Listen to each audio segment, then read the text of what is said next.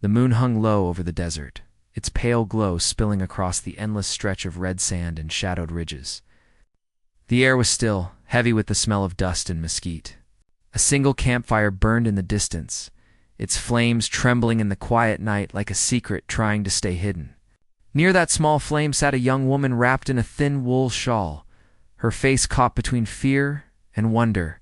Her wedding ring glinted faintly under the firelight, a new band of gold that hadn't yet felt the weight of a husband's touch. She had come from Far East, from a world of tall white houses and cobblestone streets, a place where women whispered in parlors and men spoke of railroads and land. Her marriage had been arranged in haste, a promise of a better life in the frontier lands where opportunity grew like wild sage. She never imagined the journey would lead her into the wild heart of Apache territory, nor that her first night as a wife would unfold beneath the open desert sky. Far from the sound of civilization, her husband, a man older by many years, had spoken of the West with pride and certainty. He told her the Apache had been quiet lately, that peace treaties were signed, that all was safe. But peace in those parts was fragile, as thin as the desert wind that whistled through the rocks. And that night it broke without warning. The attack came before the stars reached their highest point. Horses thundered from the dark, their riders moving like shadows against the firelight. The men at camp shouted and reached for their rifles. But the Apaches were swift, moving with a silence that seemed not of this world. When it was over, the camp was nothing but smoke and stillness. She had hidden behind the wagon, clutching her shawl to her face to muffle her breathing. When the fire burned low and the cries faded, she lifted her head and saw him, Apache warrior, standing a few paces away. His gaze locked on her. He didn't raise his weapon. He didn't shout. He just looked at her as though trying to decide if she was a ghost or a woman of flesh and fear. She didn't know what kept her from running. Maybe it was the exhaustion, maybe the strange calm that came after terror. Whatever it was, she stayed frozen as he stepped closer. His eyes reflecting the dying fire.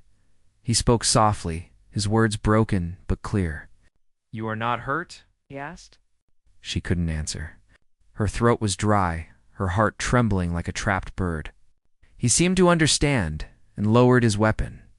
Then, to her shock, he reached out a hand. She flinched, but his touch was gentle. It's like a father calming a frightened child. The hours that followed were blurred by fear and disbelief. The Apache did not harm her. Instead, he guided her away from the burned camp and led her through the canyon trails under the faint light of dawn. She tried to ask where he was taking her, but he gave no answer. His silence was heavy, yet it didn't feel cruel. It was as if he carried secrets too deep for words. By morning, they reached a small plateau overlooking the desert valley. There, the warrior stopped. He looked out at the horizon, then turned to her. "No one will find you here," he said. "You wait. I bring food." She wanted to ask if her husband lived, if others had survived, but something in his eyes told her not to. He disappeared into the trees, leaving her alone with the sound of the wind and the cry of distant eagles. When he returned, he carried a bundle of roots, water, and dried meat. He set them near her without a word. She hesitated, watching him as he tended the small fire. She noticed then that he was wounded. An arrowhead had grazed his arm, blood drying dark against his skin. Against her better judgment, she rose and approached. "You're hurt," she said quietly. He didn't look up, only nodded. She reached for the watercloth and pressed it gently against his arm. For a moment, he tensed. Then he looked at her again, this time not as a captive, but as something else. In that moment, strange understanding passed between them, one that neither could explain. She had every reason to hate and fear him, but she didn't. He had every reason to see her as the enemy. Yet he didn't. The desert, vast and silent, seemed to hold them in its breath as though watching a story unfold it had seen many times before. Days passed in uneasy peace. The warrior said little, but he always returned with food and water. He taught her how to start a fire with stone, how to listen for the sound of snakes, how to find water hidden beneath dry earth. He never crossed the invisible line she felt between them. But sometimes, when the sun set low and the sky turned gold, She caught him watching her with quiet curiosity. She didn't know what he thought, but his gaze no longer frightened her. At night, she dreamed of home, the soft creak of the porch, the smell of rain on the fields. But she also dreamed of him, of the firelight on his face, the low sound of his voice when he spoke to the wind in his native tongue. The dreams felt strange, confusing. She tried to tell herself it was only fear and gratitude mixed together, but deep down, she sensed it was something else, something she didn't dare name. Then, one evening, after a long silence, he sat beside her as the fire burned low. The air was thick with the scent of cedar smoke. The stars stretched endless above them. He spoke softly, almost to himself. "You are not like the others," he said. She turned to him, her breath catching. "The others?" she whispered. He nodded slowly. "They scream. They curse. You listen." She didn't know what to say. She looked into the flames and said quietly, "I was taught not to hate what I don't understand." For a long time, he said nothing. Then, after what felt like an eternity, he whispered the words that would stay with her forever. "May I continue?" He asked. The question hung in the air like the echo of a heartbeat. She didn't understand what he meant at first. His eyes searched hers, not demanding, not pleading, simply waiting. The fire popped between them, sending tiny sparks into the night. Something inside her stirred, something between fear and faith. She opened her mouth to speak, but no words came. The desert wind rose suddenly, sweeping through the camp and carrying the scent of rain. In the distance, thunder rumbled faintly, the kind that rolled over the plains long before a storm arrived. She felt a shiver run through her, but she wasn't cold. Her mind raced. What was he asking? What would come next?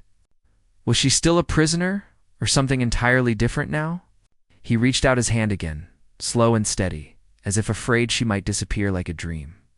His voice came softer this time, low enough that only she could hear. "Do I stop, or do I continue?" And before she could answer, before the moment could find its shape, the first drop of rain struck the fire and sent a hiss into the night. The flames flickered, the wind howled, and everything around them fell into a fragile, trembling stillness. Somewhere beyond the storm, the world of towns and promises still waited. But out there, beneath that vast western sky, nothing felt certain anymore. Only the sound of the Apache's whisper remained. Tangled in the rain and firelight, asking a question she didn't yet know how to answer, the night deepened, and the storm began its slow approach. She looked at him one last time, caught between the world she had left and the one she was being pulled into. Her heart pounded, not from fear now, but from something she couldn't name. Then lightning flashed across the desert, and everything around them seemed to hold its breath. Waiting for what would come next, the storm broke before dawn. Sweeping over the desert like a wild thing set loose from the mountains, wind tore through the canyon, bending the mesquite trees and scattering sand across the rocky ledges. She huddled close to the fire, though it was nearly out, and watched the Apache warrior move through the rain with calm steadiness. He covered their packs, secured the horses, and kept his back to the wind as if he had known storms like this his whole life. When the lightning flashed, it lit his figure in silver outlines, his long hair wet and heavy, his face marked by both strength and quietness. She couldn't tell what frightened her more, his nearness or the thought of being alone without him. In that moment, far from every comfort she had ever known, she realized how small she truly was against the world's great wildness. By morning, the storm had passed.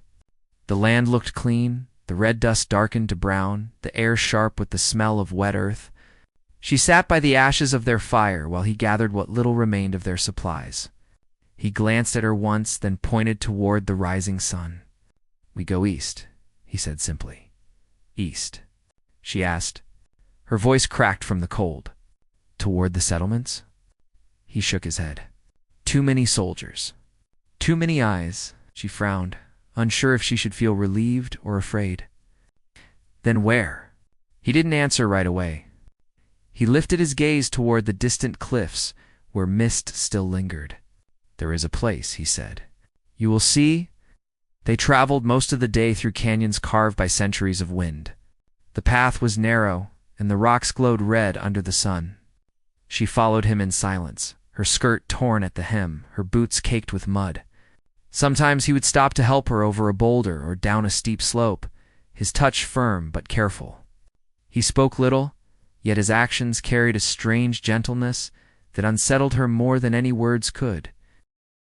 She began to study him without meaning to. He moved with purpose, every step sure and balanced. His clothes were worn but well kept, his belt marked with small carvings that looked like family symbols. Around his neck hung a string of beads, dull with age, and on his arm was a band of woven leather. She wondered what stories those things held, what losses or victories they represented. When they stopped for rest under the shade of a rock, she gathered her courage to ask. "Why did you take me?" she said quietly. "Why not leave me at the camp?" He looked at her for a long time, then turned his gaze toward the horizon. "You would have died," he said. "Maybe that would have been easier," she whispered. His eyes darkened, though his voice stayed calm.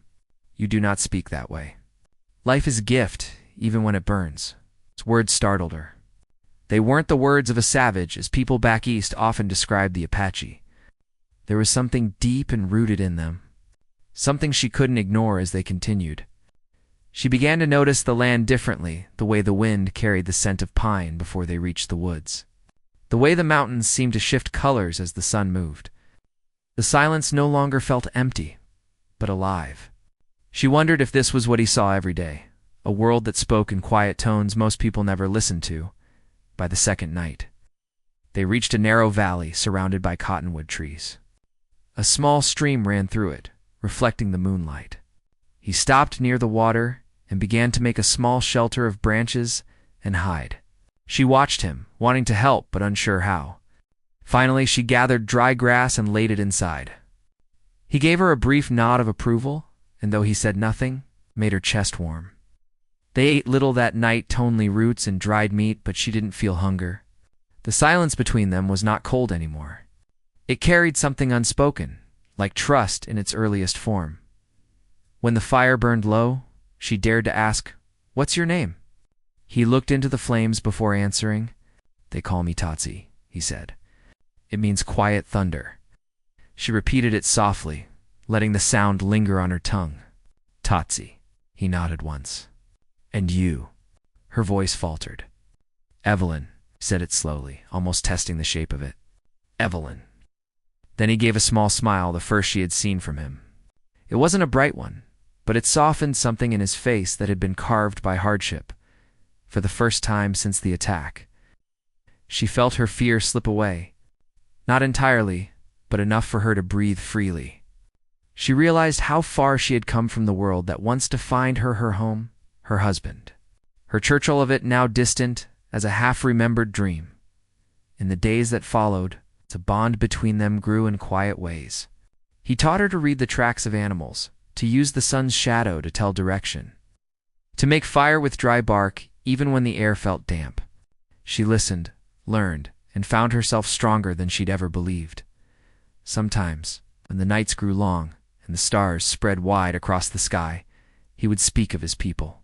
He told her how his father had been a leader once, how treaties had been broken, and how the soldiers had taken their land bit by bit. His voice never rose in anger, but the pain beneath his calm was deep. "They call us wild," said one night, staring into the flames.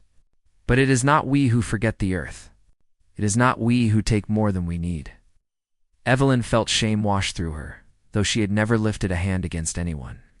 She thought of how her people spoke of progress and order, of how easily they used words like taming and civilizing. Now, sitting beside this man under a vast sky, she began to wonder who was truly free and who was trapped.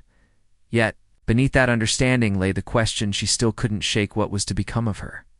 Would he one day return her to the settlements? Or had he taken her for some reason he hadn't yet revealed? She thought of the night he had asked, "May I continue?" The words echoed in her mind like a riddle. Continue what? A journey? A promise? A mercy? She could not tell. One evening, as the sun dipped behind the cliffs, she noticed a change in him. He kept looking toward the ridge, his expression alert. His hand stayed near the knife at his belt. She followed his gaze but saw nothing except the darkening horizon. "What is it?" she asked. He didn't answer at first. Then he said, "Riders." Her heart jumped. "Soldiers." Maybe, he said. Maybe not. Fear stirred in her chest again. She didn't know if she wanted them to find her or not.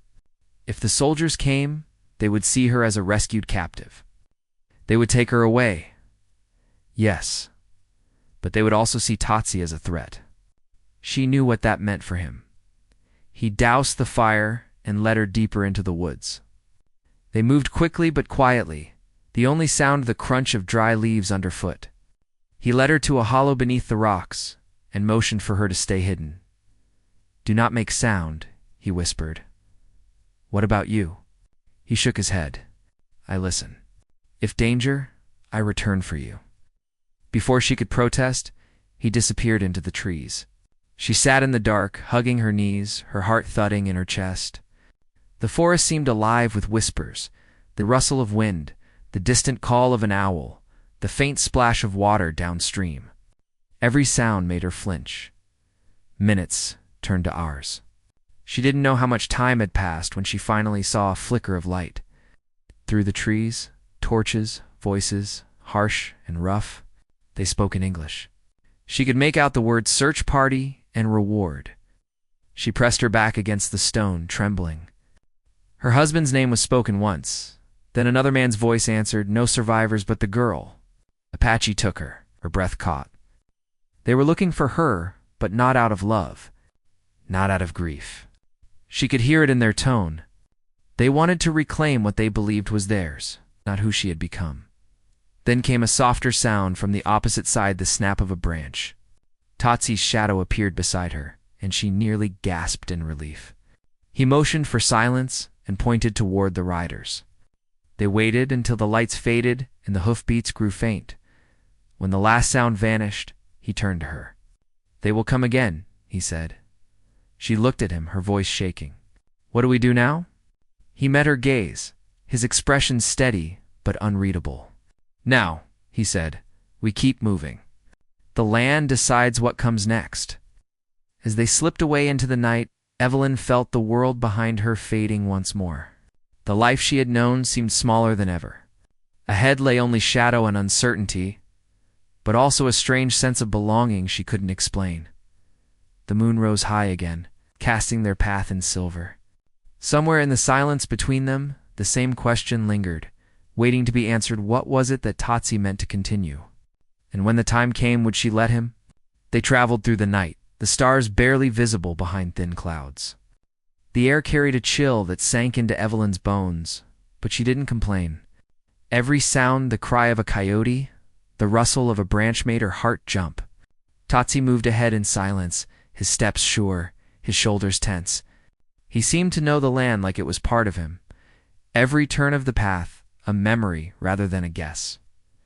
By the time dawn touched the sky with a faint red glow, they had reached higher ground. From there, Evelyn could see far across the valley below. Smoke rose from somewhere in the distance. She could tell it wasn't from a small campfire, but from something larger, thicker. Soldiers. She asked quietly. Tathai nodded. "They are close now." Her chest tightened. "Then they'll find us." He looked at her, his expression unreadable. "Not if we move fast. There are trails no soldier knows." They descended into a ravine that wound between sharp cliffs and narrow paths. The air was heavy and still, and the only sound was the crunch of gravel underfoot. Evelyn tried to match his pace, but her legs ached, and the strap of her shoe had torn. Tatsi slowed slightly, waiting for her without a word. His patience unsettled her almost as much as his silence. By midday, the sun had turned harsh again, burning the skin on her neck. They stopped in the shade of a rock overhang. Tatsi crouched to drink from a small stream, then handed her the canteen. "Drink slow," he said. "The body must learn the desert's rhythm." As she drank, she studied him again. There was something about the way he spoke, measured, thoughtful, that made her wonder what he had been before all this. A warrior, yes, but perhaps something more. The way he spoke of the land, the quiet strength in his voice, hinted at a kind of wisdom she had never known among the men of her world. They rested for a short while before moving again. The path grew steeper, and the air turned cool as they entered a canyon lined with pine. It felt like a hidden place, one untouched by time. Birds called from the trees, and the sound of water echoed faintly from somewhere ahead. Evelyn followed the sound until they reached a small clearing where a spring bubbled from between rocks. Nearby stood a low structure built of stone and timbered, but sturdy. She stopped, surprised. "Someone lives here." Tatsi shook his head. "Not anymore. My people used this place long ago. It is safe." Inside the small shelter, the air smelled of earth and cedar. She could see old pottery fragments, a few woven mats, and the faint remains of a fire pit. He set down their packs and began to prepare wood. She moved to help without asking this time, and he didn't stop her. When the fire caught, he looked toward the doorway and said quietly, "They will search the valley first. We stay hidden until night." She nodded, though her thoughts were far away. The image of the smoke rising from the valley haunted her. Were those men truly soldiers? Or were they the settlers who had once shared the road with her husband? She still didn't know if her husband had survived that attack. The memory of his last shout echoed faintly in her mind. But she couldn't be sure if it was real or imagined. As the hours passed, the silence between them deepened. Tatsi sat near the fire, carving something small from a piece of wood. Evelyn watched his hands move with slow precision. "What are you making?" she asked softly. He looked up briefly. "A token," he said. "For the spirit to know the path?" "For whose spirit?" He hesitated before answering. "A man I failed." She didn't press him further. There was a weight in his tone that made her heart ache.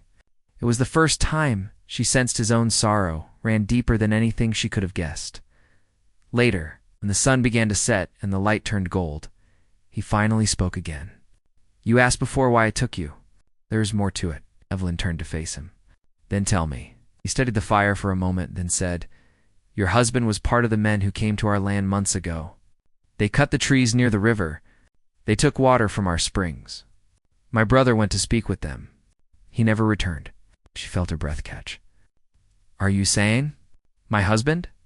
"I do not know what he did," Tatsi said. "But when I found your camp, I saw the marks. The same men, same wagons. I thought taking you would bring answers." The truth hit her like a blow. She turned her face away, her heart pounding. "So I'm just a prisoner after all." His voice stayed calm, but it carried a strain she hadn't heard before. "No, not now. If I wanted vengeance, it would have come long before this. But you are not like them. You see, with open eyes." She didn't know what to say. The fire crackled between them, and the sound filled the silence that followed. For the first time, she understood the depth of what divided them more than language, more than fear.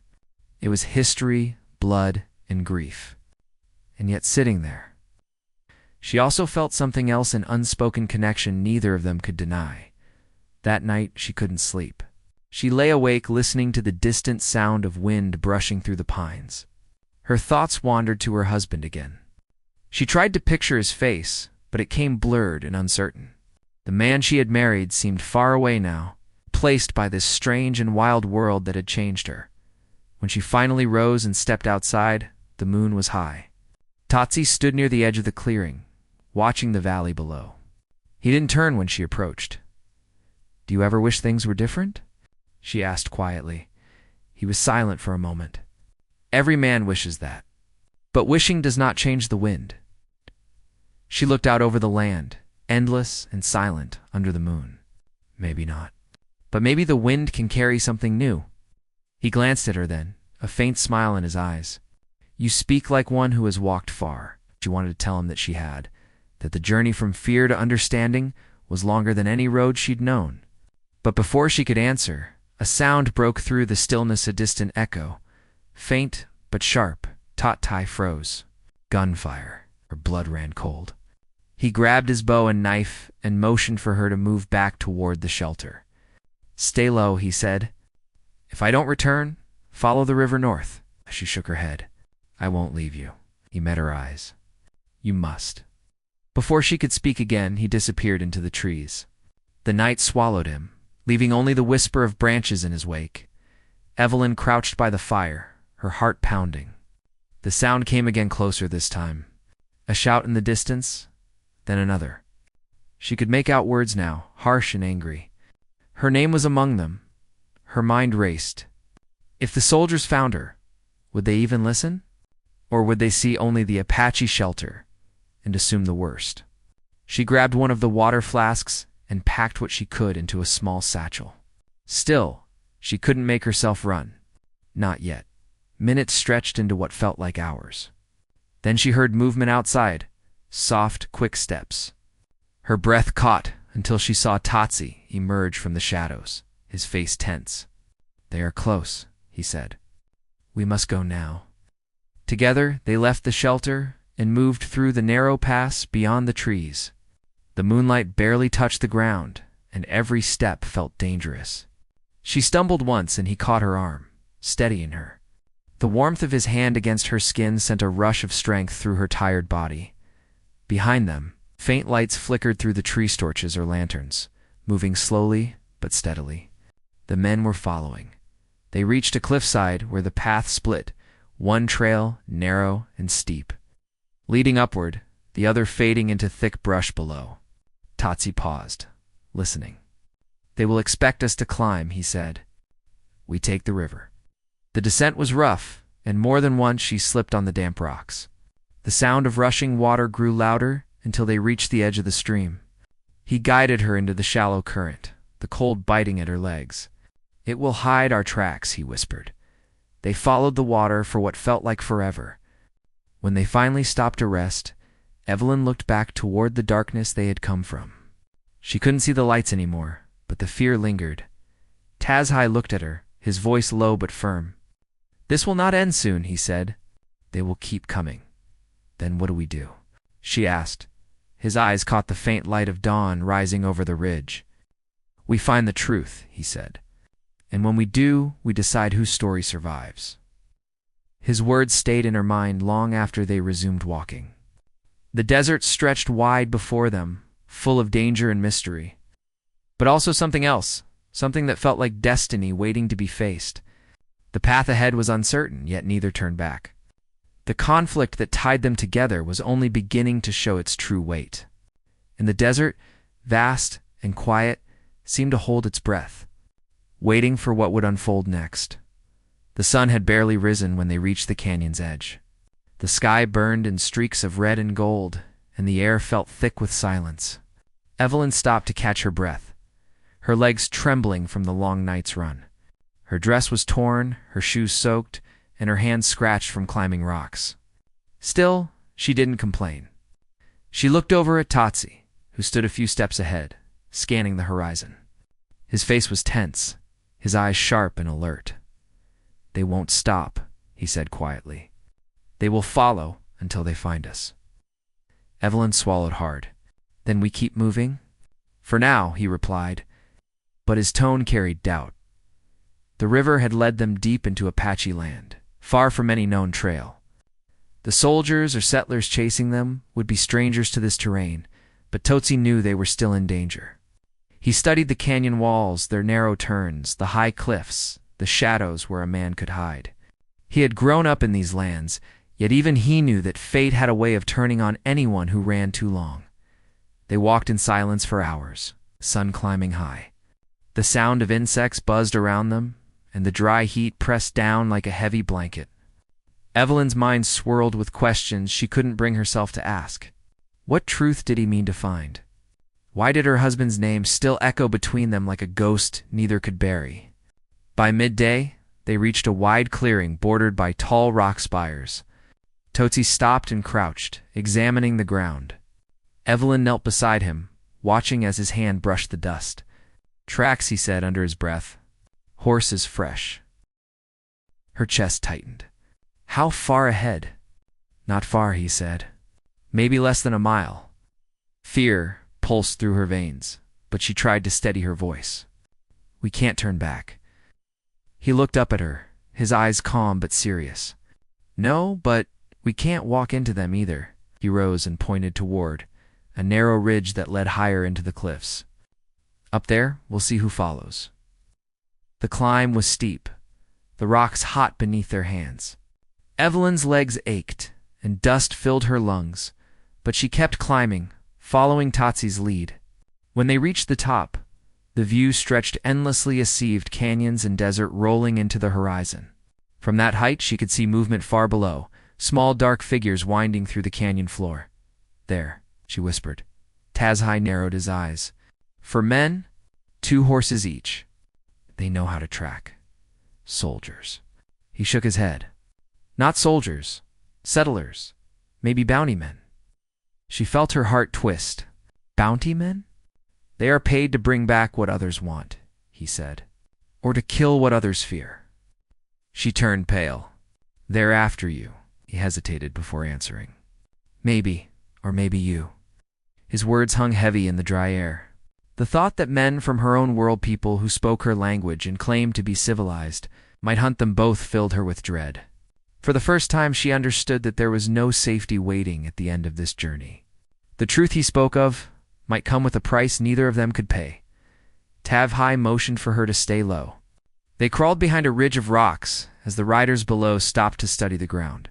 The men dismounted, walking slowly, rifles slung over their shoulders. Even from a distance, she could hear their voices echo against the canyon walls. That's her trail, one said.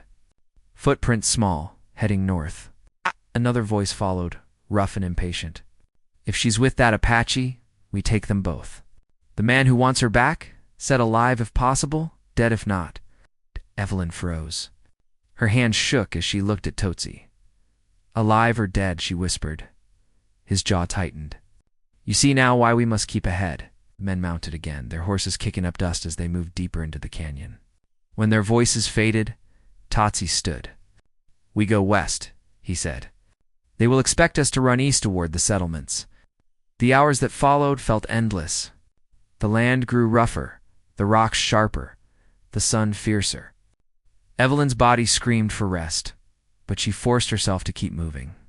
Each step carried the sound of danger behind them, every gust of wind a whisper that the men were near.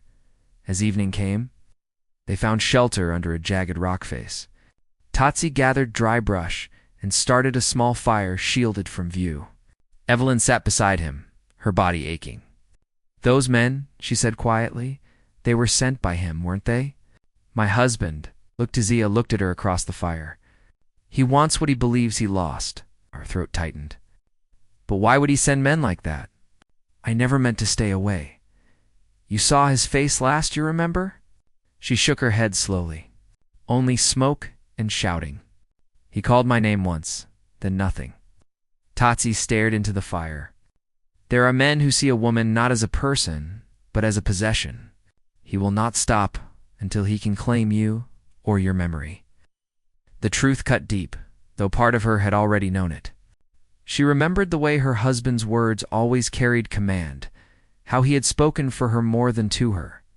She had thought it was duty, not control. Now, in the wild where every word mattered, she saw how wrong she'd been. A sudden noise broke through the stillness, a sharp crack echoing through the night. Totsie leapt to his feet, pulling her close to the rock wall. Gunshot, he said. They're closer than I thought. Us.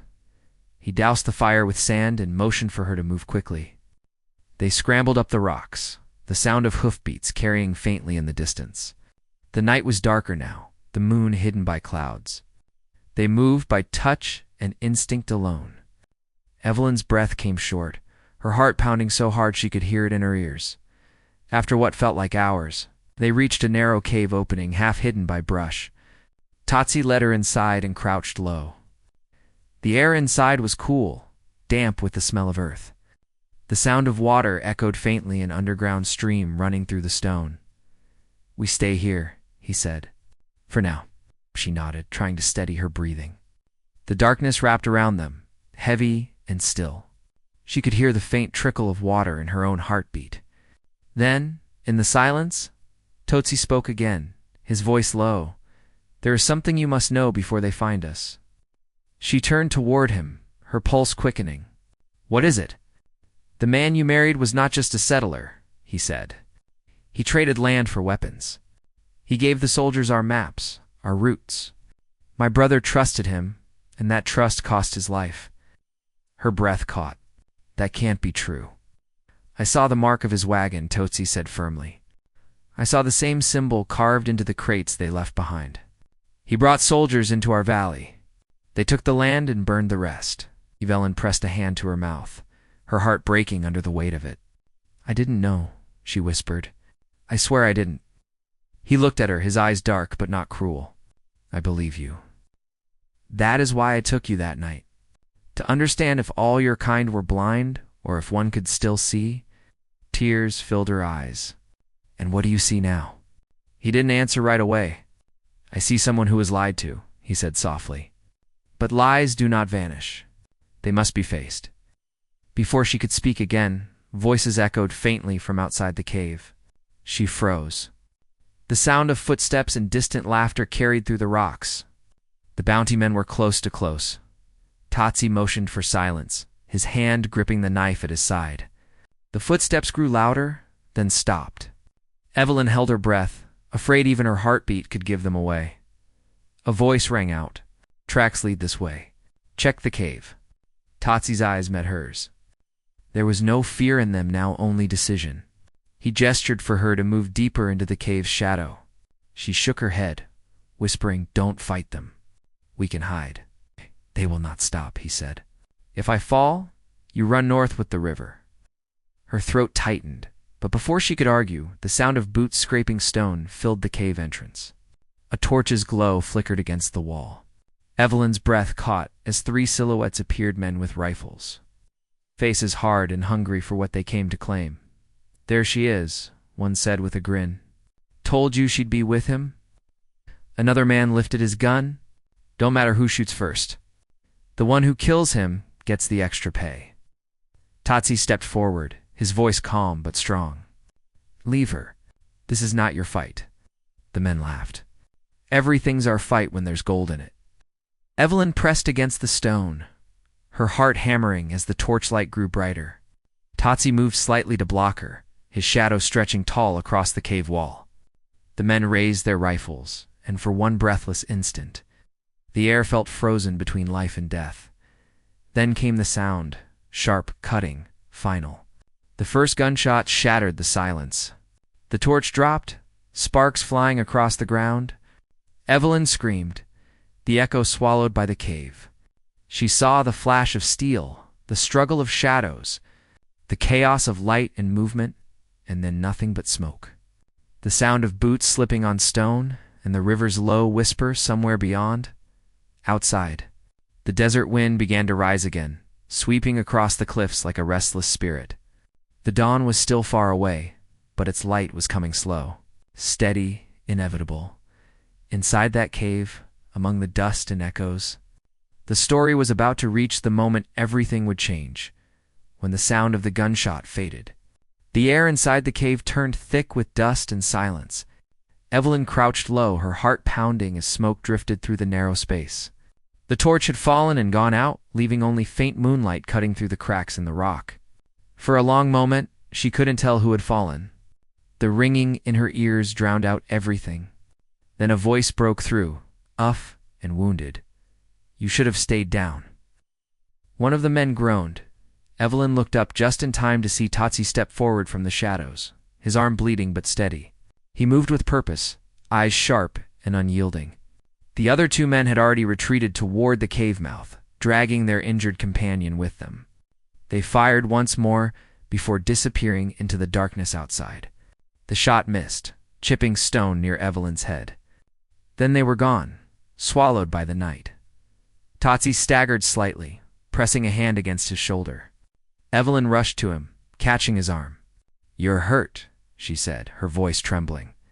"It's not deep," he replied quietly. "But we can't stay here." They waited until the echoes of the men's retreat faded completely. Then, moving carefully, they slipped out of the cave and followed the faint sound of the river below. The sky was beginning to pale with the first light of dawn, The desert stretched endless before them, painted in the soft colors of morning. For the first time in hours, Evelyn could breathe. When they reached the riverbank, Tatsi sank to one knee and washed the blood from his arm. Evelyn tore a piece of her dress and tied it around his wound. "You saved us," she whispered. He looked up at her, his expression unreadable. "You saved me once, too, without knowing." She frowned.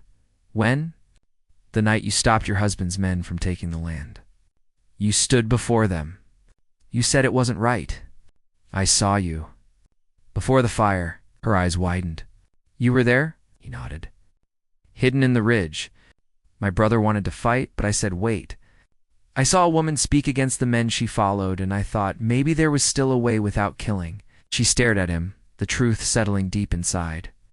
All this time she had thought she was just another settler's wife, lost to tragedy. But in that moment, she realized her actions had meant something far greater. They had given someone a reason to believe in change, even if the world around them had turned cruel. They followed the river westward for 2 days, avoiding the main paths. The wound on Tatsi's arm began to heal, though he spoke little. Evelyn knew the silence wasn't distance, it was thought. They both carried too many ghosts to speak freely. At night, they rested near the water, and Evelyn would feel the baby move inside her. It was stronger now, a quiet reminder that life still pushed forward, even after all that had been lost. On the third evening, they reached the edge of a small valley filled with green willows and quiet streams. It was a hidden place, shielded by tall cliffs. The air was cooler there, and the ground soft with grass. Tatsi stopped and looked around, as though seeing something from long ago. "This is where my people once stayed," he said. "Before the soldiers came." Evelyn looked out at the valley. "It's beautiful. Why did they leave?" "Because they had to survive," he said softly. "Like us." She walked closer to the stream, dipping her hand into the cool water. The reflection of the setting sun shimmered across the surface, golden and calm. Maybe it's time someone came back. He watched her quietly, and for the first time since their flight began, a faint smile touched his face. "You think this place can heal what's been broken?" "I don't know," she said honestly. "But maybe it can start something new." Over the next few days, they began to settle near the valley's edge. Tatsi built a small shelter from fallen branches and bark, while Evelyn gathered herbs and berries along the riverbank. They spoke more often now, their words no longer sharp with fear, but gentle with the beginnings of trust. At night, Totsi told her stories of the land, of how the wind once carried songs between canyons, of how his people believed the river could remember. Evelyn listened, her heart filled with quiet wonder. Each story felt like a thread stitching together the broken pieces of their journey. Still, not every ghost stayed silent. One evening, as the fire crackled low, Evelyn asked the question that had lingered since the cave. "Do you think they'll come back for me?" Tatsi stared into the flames for a moment before answering. "Men like that always come back for what they think belongs to them. But you are not theirs anymore." His words felt like a promise. Yet deep down, she knew the world beyond this valley would not forget her so easily. Somewhere, her husband or his men still searched, still clung to the idea that she was something to reclaim. Weeks passed, and the child grew heavier within her. Each day, she found strength she hadn't known before. Tatsi taught her how to track small animals, how to find roots that could heal, how to read the signs in the sky. In return, she taught him a few words of her language, laughter breaking the quiet when he mispronounced them. The bond between them deepened, not born from rescue or survival. They had both lost too much to belong anywhere else. One morning, as the sun broke over the cliffs, Evelyn went into labor. The pain was fierce, but Tatsi stayed beside her, calm and steady. The hours felt endless, filled with struggle and silence and the sound of rushing water outside. When the cries finally came, the valley filled with a new kind of life. Evelyn held the small child close, tears of exhaustion and joy mixing on her cheeks. Tatsi knelt beside her, his eyes soft. "He will have 2 worlds in his heart," he said, "yours and mine." She smiled weakly. "Maybe he'll make them one." 4 days after the birth, the valley seemed to breathe differently. The air was warmer, the river brighter. They named the child River, for the path that had carried them through danger and into hope. As time passed, the fear of pursuit faded. The bounty men never returned, or perhaps they had given up, believing both were dead. Either way, the world outside no longer mattered. They had carved out a life in the hidden Valea, life built not from escape, but from quiet defiance and a shared wish for peace. Sometimes, Evelyn would walk to the cliffs and look out toward the horizon. She wondered what stories would be told about them, if any. Maybe people would say an Apache warrior vanished with a settler's wife, or that they both perished in the desert. Maybe no one would remember at all, but she didn't need the world to remember. The truth was written in the life growing around them, men the green willows returning to the banks, in the sound of a child's laughter echoing against the canyon walls. Years later, when River was old enough to ask about the past, Evelyn would tell him that the desert once held pain but also forgiveness. She would tell him that strength is not found in the loudness of war, but in the courage to choose something softer when the world demands. Hardness. Tazhai would add his own wisdom, teaching the boy how to listen to the wind, to the silence, to the hearts of others. And when the nights grew long and the stars burned bright above the valley, Evelyn sometimes thought of the woman she once was, the one who feared, who followed, who tried to belong where she never truly did. That woman was gone now. In her place stood someone who had crossed through fear, loss, and fire, and still found a way to love what remained. As the years turned, travelers sometimes passed near the valley, but never found it. Those who did said they saw smoke rising between the cliffs and heard laughter mixed with the sound of the river. Some said it was a ghost story.